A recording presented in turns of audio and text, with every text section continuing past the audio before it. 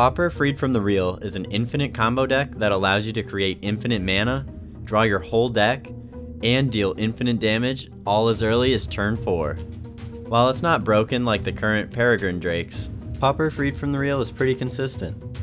This version of the combo deck was based off the version that Aleko Pores took to a second place finish at Card Kingdom's Rags to Riches 3 tournament. The goal of the combo is to generate infinite mana and use it to deal infinite damage. So how do we do that? Well, the combo consists of 4 pieces. The first piece of the combo is an enchantment that gives a land the ability to tap for blue mana and 1 mana of any color. For this spot, we play 4 Fertile Grounds and 3 Sheltered Eyrie. Fertile Ground must enchant a land that produces blue mana, while Sheltered Eyrie can enchant any land. The second piece of the combo is a card that turns a land into a creature. For this, we play 4 Wind Zendikon and 4 Lifespark Spellbomb. If we have one of these in our hand and a Spellbomb on the battlefield, it's often safe to go ahead and cycle it if we're trying to still look for a combo piece. The third piece of the combo is a Freed from the Real. This is the card that allows us to make infinite mana and makes the deck work. It's an enchantment aura for 2 and a blue that lets you pay a blue mana to either tap or untap the creature that it's enchanting. We play a full play set to maximize our chances of finding it. The fourth piece of the combo is a card that can deal infinite damage if we have access to infinite mana. In the paper version of this deck, Valakut Invoker is our go-to choice. For 8 mana, we can Lightning Bolt our opponent. Normally this is a terrible ability, but not when we have access to infinite mana. However, since this ability on MTGO is very click intensive with the amount of mana needed, we substitute in 2 Soul Burn to take its place. Soul Burn is basically a burn spell that requires black and or red mana to pay for X. This way, instead of having to have over 56 mana to kill our opponent, we only need to have about half of that. The reason why Valakut Invoker is better is because if our opponents have a card such as, say, Standard Flagbearer to redirect damage, we can first target the Flagbearer, kill it, and then continue to deal infinite damage to our opponent. Soul Burn can just get redirected to target the Flagbearer. Now that we know what the pieces of the combo are, let's look at how the combo works. First, we must enchant a land with one of our enchantments. Next, we must wait until we have access to at least 5 mana. Then we either have to have a Wind Zendikon in hand or a Lifespark Spellbomb on the battlefield, and target the land that's already enchanted. Now that our land's a creature, we can cast Freed from the Real on that creature, and use the last mana to untap it. Now we can tap the creature land to produce a blue mana and 1 color of whichever we need thanks to either Fertile Ground or Sheltered Eyrie. Soul Burn requires the use of black and or red mana, so I always just make a bunch of black mana.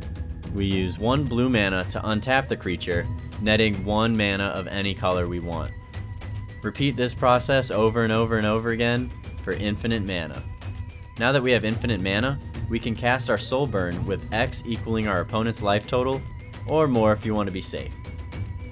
Remember to spend only black or red mana on X. If all goes well, your opponent's dead. Alright, so we know the combo. Now let's talk about the ways to dig for it, since getting 4 specific cards in our hand isn't an easy task. There are 2 groups of cards used to find the combo.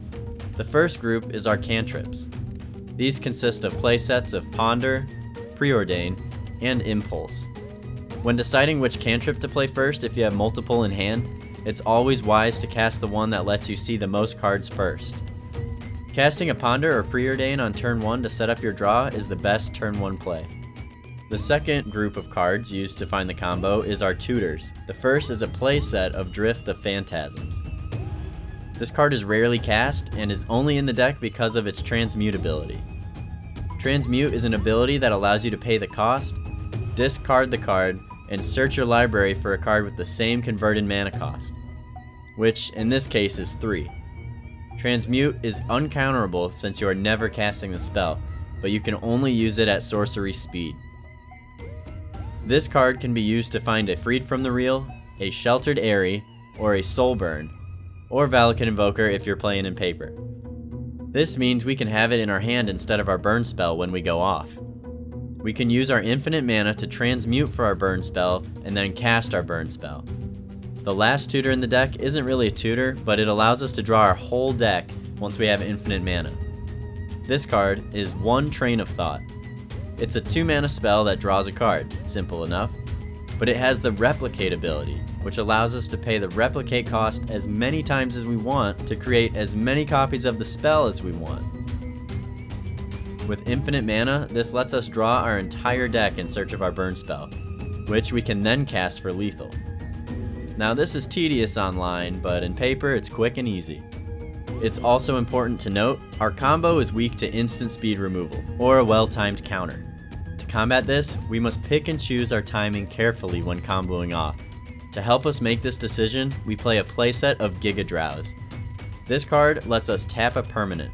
It also has Replicate, which allows us to tap a permanent for each blue mana we have.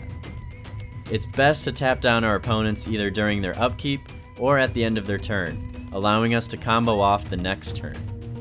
It's important to save this card until we absolutely need it, and always make sure to take the extra time to cast it in order to ensure our combo is safe.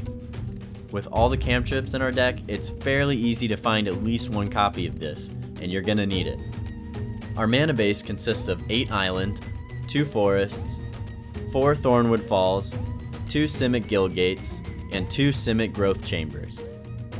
It's important to spend the first couple turns of the game digging for your combo pieces and enchanting your lands.